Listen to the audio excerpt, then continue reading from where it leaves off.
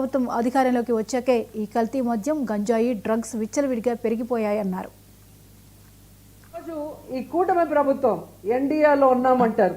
NDA అంటే national democratic alliance.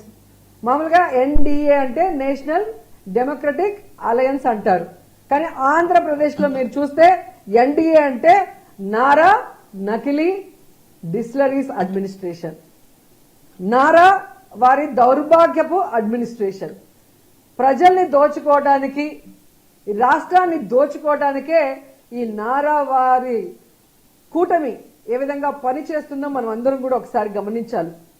ఎందుకంటే ఈరోజు ఈ కల్తీ సారాన్ని తయారు చేసేది ఎవరు, దీన్ని బెల్ట్ షాపులు, బార్లు, పర్మిట్ల రూమ్ ద్వారా ప్రజల వద్దకు చేరుస్తుంది ఎవరు, దీనివల్ల ప్రజల ప్రాణాలు తీస్తుంది ఎవరు అంటే పై నుంచి కింద వరకు మొత్తం తెలుగుదేశం పార్టీకి సంబంధించిన నాయకులు అనేది స్పష్టంగా మనకు ఈ రోజు సాక్ష్యాధారాలతో కూడా దొరికిపోయింది.